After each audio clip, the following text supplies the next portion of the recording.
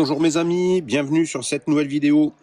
Aujourd'hui mes amis, je voulais vous présenter un nouveau petit kit que je me suis confectionné. Vous savez que j'aime bien créer des kits qui vont nous permettre de faire des petites expéditions radio en point haut. Ce genre de kit, je vous fais cette vidéo pour vous donner des idées, pour confectionner les vôtres. Et je vous dirais également que ces kits sont parfaits pour une utilisation de prepping, de survivalisme, etc. Pour avoir un moyen de communication que nous pouvons emmener quelque part et pour aller sur un point haut et essayer de faire du contact en cas de rupture des communications. Vous savez que c'est mon dada et c'est le projet Urgence Canal 9 CB que vous connaissez maintenant sur la chaîne. Donc aujourd'hui, je voulais vous présenter l'intégralité de ce kit. C'est un kit que j'ai confectionné après pas mal de réflexions au niveau du matériel. L'idée, bien sûr, quand on a un kit comme ça qui va être nomade, c'est d'essayer d'optimiser le poids, la taille, mais également essayer d'optimiser l'autonomie, ce qui va être un point très important, avec une source d'alimentation qui va être la plus autonome possible, la plus résiliente possible. Donc je vais vous présenter les différents éléments qui composent ce kit. Je vais vous sortir tous les éléments et puis comme ça, ça peut vous permettre éventuellement de vous donner quelques idées pour confectionner le vôtre ou améliorer votre équipement. Donc déjà au niveau du contenant, je suis parti sur une musette militaire de l'armée suisse pour sa robustesse, son étanchéité, directement, c'est complètement étanche, et surtout pour sa forme qui est, comme vous le voyez, un petit peu plus large qu'un sac à dos normal, qui va me permettre, comme vous allez le voir, de glisser les éléments, notamment mon panneau solaire qui va être contenu dans ce kit. Donc j'aime bien cette forme un peu cartable, comme vous voyez ici, et cette musette. Donc c'est des choses qu'on trouve en surplus, pas trop cher, très résistant, c'est des musettes de l'armée. Donc je vais vous déballer un petit peu les différents éléments. Alors déjà, excusez-moi parce que j'ai visiblement un voisin qui a décidé de tondre je ne sais pas quoi. Donc on va essayer de faire ça. Alors au niveau de l'équipement, comme vous le voyez ici, tout le kit tient là-dedans, c'est assez léger quand même. Donc vous voyez, j'aime bien cette musette puisqu'elle est étanchéifiée, vraiment même à l'intérieur, vous voyez, avec des renforts qui sont traités pour l'humidité. Alors, ce kit se compose de plusieurs éléments. Vous allez voir que j'ai essayé d'optimiser vraiment tout ça au niveau du poids, de l'emport. Premier élément, une petite pochette. Deuxième élément, une pochette comme celle-là. Troisième élément, une valise étanche. Et quatrième élément, voilà, le panneau solaire. Donc je vais essayer de vous disposer les différents éléments. Donc vous voyez que c'est assez compact, vraiment tout ça. C'est pas très très grand, regardez par rapport à ma main, toujours. Voilà. Donc avec ce petit setup, j'ai un kit de communication qui est très performant, vraiment très performant. Vous pouvez faire des contacts à plusieurs centaines de kilomètres sans problème avec ce genre de kit si vous êtes sur un point haut. Et tout l'idée de ce kit, ça va être d'être le plus autonome possible et de pouvoir faire des contacts sur un temps le plus long possible. Donc déjà, je vais commencer par la partie alimentation qui est toujours un casse-tête en fait, au niveau de notre matériel d'expédition.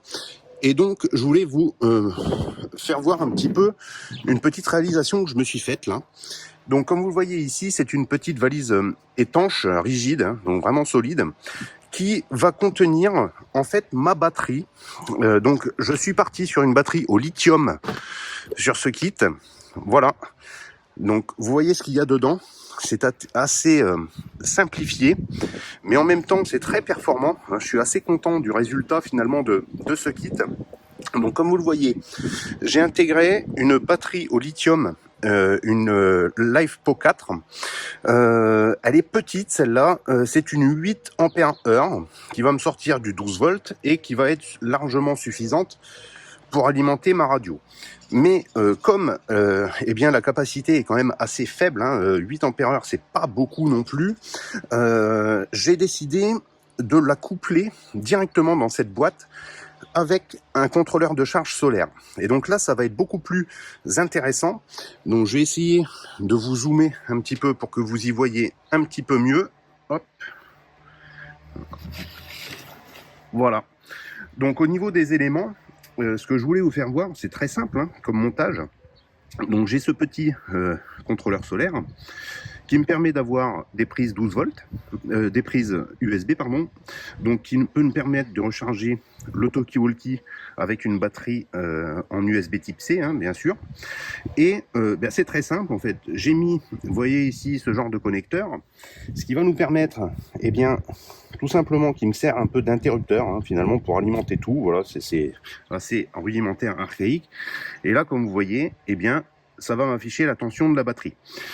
Ici, vous avez donc l'interrupteur.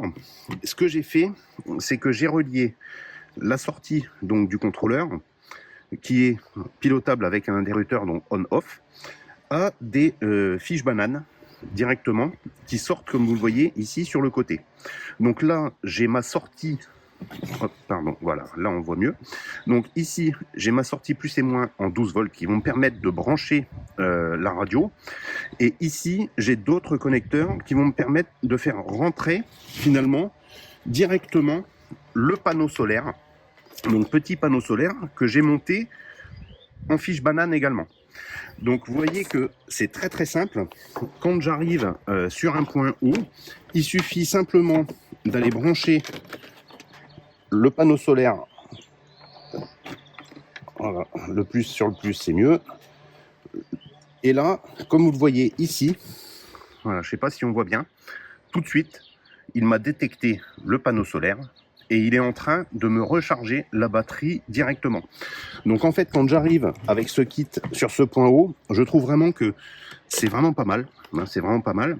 Ça permet finalement de compenser un petit peu la faiblesse de la batterie. En fait, je la mets comme ça. Voilà. Et là, je sais que j'ai ma source d'alimentation qui est en train de recharger au solaire et qui va me permettre d'alimenter ma CB. Donc tout simplement, donc c'est des kits qui sont vraiment pas trop chers. Alors ça, c'est un petit panneau qui doit faire, je pense, dans les 30-35 watts. La petite batterie est couplée simplement au régulateur. Donc vous voyez, sur quelque chose de très très petit, très compact, vous voyez, par rapport toujours à ma main, c'est difficile de vous faire une idée. C'est pas le panneau le plus puissant, c'est pas la batterie la plus puissante, mais comme vous le savez, pour faire ce genre de kit, c'est une histoire de compromis. Si vous mettez une plus grosse batterie, elle va être plus lourde.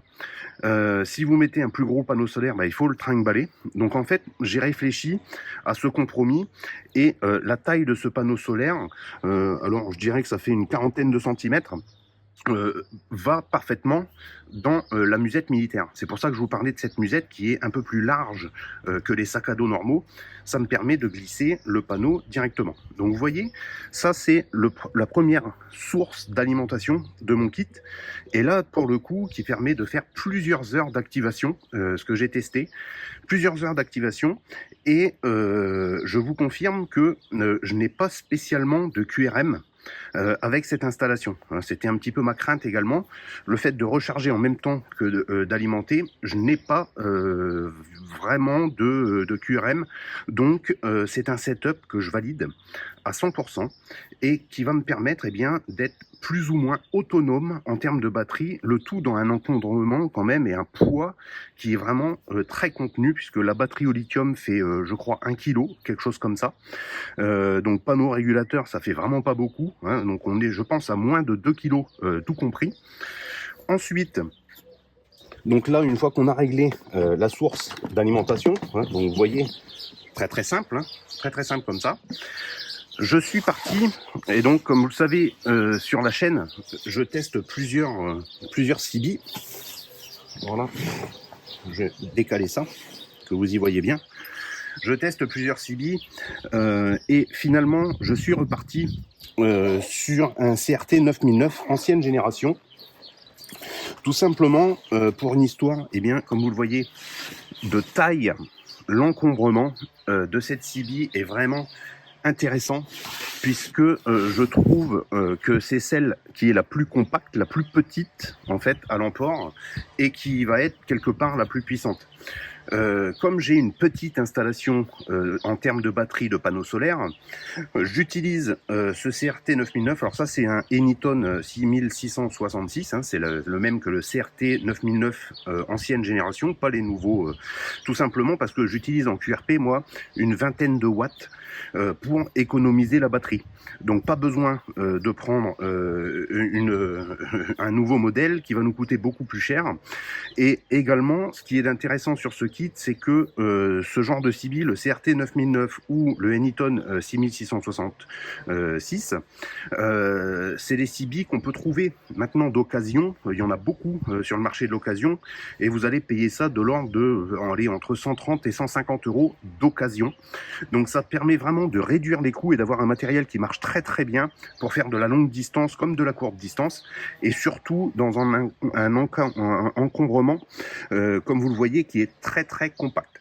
Donc je vais vous faire voir les différents petits éléments, les petites astuces en fait que j'optimise au fil du temps, de réflexion, de test, pour vous faire gagner du temps. Donc là j'ai bien sûr l'étrier. Ce que j'ai fait tout de suite, comme vous allez le voir ici, eh bien, hop, voilà, j'ai monté des fiches bananes, bien sûr, sur l'alimentation, tout simplement pour aller me relier, comme vous allez le voir là, à la batterie. Voilà. Donc là, vous voyez, il n'y a pas d'alim, c'est normal.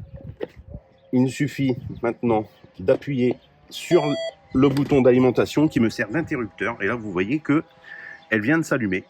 Donc, ça marche parfaitement. Vous voyez, le tout en fiche banane. Et ça, c'est vraiment très pratique. Comme j'ai une fiche banane, maintenant sur alimentation, je vais vous faire voir un petit peu les différents accessoires en fait que je prends avec moi dans cette pochette. Alors ça c'est une petite pochette que j'ai eue à Action, hein, ça vaut rien du tout, je crois que ça doit valoir dans les 5-6 euros.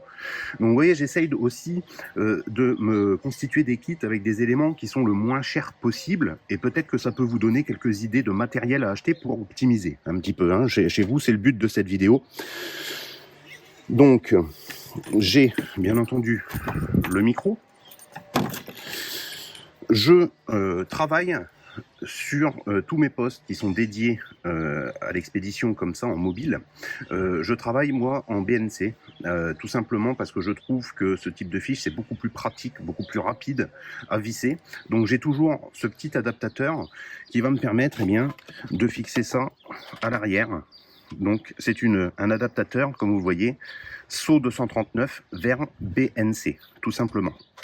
Voilà, ça me permet de brancher, de débrancher beaucoup plus rapidement tous mes câbles d'antenne et mes différentes antennes, notamment quand je fais les tests.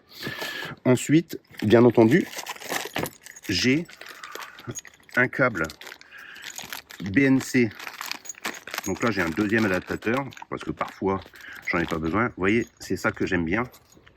Les connexions BNC, vous voyez, c'est très pratique, très rapide. Donc j'ai toujours un câble avec un BNC d'un côté et un SO 239 de l'autre, tout simplement parce que souvent, mes antennes filaires que j'utilise dans tous mes kits d'expédition comme ça, sont montées de base. Que ce soit un dipôle, vous avez une prise SO 239, que ce soit une antenne long fil, ou un balloon, ou n'importe quoi, vous êtes toujours avec ça. Donc en fait, moi, ce que je vous conseille pour ce genre de kit, c'est de prendre BNC vers ça, et au pire, si vous avez deux SO 239, vous avez un petit adaptateur qui va nous permettre de faire le cap tout de suite. Voilà, vous voyez, c'est des petits détails que je veux vous partager au sein de cette vidéo pour vous donner vraiment des petits tips. Depuis des années que je fais ce genre d'expédition, j'essaye d'optimiser au mieux tous les petits composants de ce kit. Autre point très important, maintenant que j'ai monté donc les fiches bananes en alimentation, eh bien j'ai ce type d'adaptateur, comme vous voyez ici, qui fait prise allume-cigare vers fiche banane. Donc ça c'est très important, parce que j'utilise également mes kits, vous les avez vus déjà sur d'autres vidéos de ma chaîne, par exemple sur des prises allume-cigare que je vais avoir dans un véhicule. Donc ça me permet de brancher directement les deux prises bananes là-dedans et hop, je branche sur allume-cigare dans la voiture par exemple. Donc ça va vous permettre d'avoir une redondance en termes d'alimentation. Et également, quand je vais faire vraiment de la radio quelque part et que je peux me charger dans la voiture, j'ai là une bien plus grosse batterie, un EcoFlow, et donc je me branche aussi sur l'allume-cigare avec ce genre de choses. Donc en fait, la combinaison des deux, comme vous le voyez, entre les petites fiches bananes et ça, eh bien ça me permet d'alimenter ma CB dans toutes les conditions. Voiture, EcoFlow, batterie portable comme ça en fiche banane, et également si je suis au QRA à la maison, je peux me brancher directement via les prises bananes sur une alimentation standard 13 volts 8 qui va me délivrer beaucoup plus d'ampérage pour faire de la puissance. Donc en fait finalement avec ce type de montage, banane plus ça, vous allez avoir la possibilité d'alimenter votre CB dans n'importe quelle condition. Voilà, ça c'est ce genre de petits détails que je voulais vous partager au sein de cette vidéo. C'est très pratique ce genre de choses, de réfléchir à tout ça.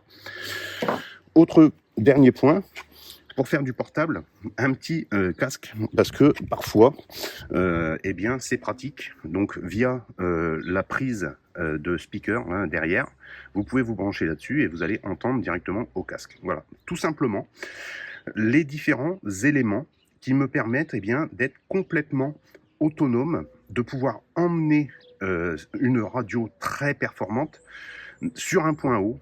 Ça peut être donc utilisé dans le cadre d'une évacuation, dans le cadre d'aller sur une BAD, par exemple, de déplacer un moyen de communication. En cas de catastrophe, par exemple, une inondation, une tempête qui couperait les réseaux de communication, eh bien, j'ai toujours mon sac qui est prêt et je peux partir avec et je sais que je vais pouvoir communiquer sur de la très longue distance, quelles que soient les conditions, avec ce genre de petit kit. Évidemment, il reste le choix de l'antenne pour tout ça. L'antenne, eh bien, pour moi, alors je vous l'ai montré un petit peu dans quelques vidéos short sur la chaîne, j'ai testé pas mal d'antennes. Donc moi, je pars sur des antennes filaires dans le cadre de mes kits. Voilà. Donc ce que je préfère finalement, ça va être ce type d'antenne. Donc vous voyez, dans une petite pochette comme celle-ci, hein, une vingtaine de centimètres, on va dire. C'est une antenne Scooby-Doo ou T2LT, hein, appelez ça comme vous voulez.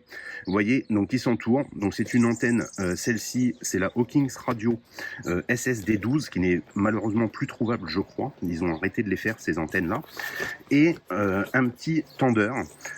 Tout simplement, avec ce kit, en fait, ça va me permettre, eh bien, d'aller accrocher cette antenne, soit s'il n'y a pas d'arbre, sur une canne à pêche, qui rentre également dans mon sac à dos, ou alors j'utilise ici de la micro paracorde avec un petit mousqueton, celle-ci qui fait, je crois, de mémoire 15 mètres ou 20 mètres de long, qui me permet eh bien, de jeter un caillou au-dessus d'une branche, par exemple, hein, et de hisser à la verticale ça. Donc pas besoin même de canne à pêche quand vous avez une grande branche d'arbre qui est en gros à plus de 6 mètres de haut. Donc voilà les deux types d'utilisation de cette antenne qui est très très performante, qui marche très très bien, soit suspendue directement à une branche qui se trouve à plus de 6 mètres. Et à ce moment-là, j'utilise cette micro paracorde, je mets un petit caillou, je jette, hop, et je hisse l'antenne comme ça à la verticale dans l'arbre. Ou alors, s'il n'y a rien du tout, eh bien j'utilise le tendeur qui me sert à accrocher une canne à pêche. Je vous ai fait déjà pas mal de petites vidéos sur ce type d'installation qui va me permettre eh bien, de hisser à la verticale l'antenne T2LT et comme vous voyez, qui est vraiment très compact. Donc voilà l'intégralité du setup. Comme vous le voyez, finalement, il n'y a pas beaucoup d'éléments, mais ça fonctionne très très bien. Hein, comme vous le voyez ici, vous voyez que je suis bien alimenté, ma CB est allumée, hein, bien sûr. Donc là, j'ai pas d'antenne, hein, donc j'ai pas d'antenne, pas de son, mais je vous garantis que ça fonctionne très très bien. Et donc je voulais vous partager ce petit kit, vraiment qui est assez compact.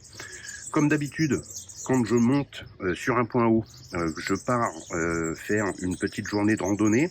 Dans mon sac à dos, j'y mets un petit talkie-walkie également, ce qui me permet eh bien d'avoir vraiment tous les moyens de communication à ma disposition. Généralement, je vais vous montrer.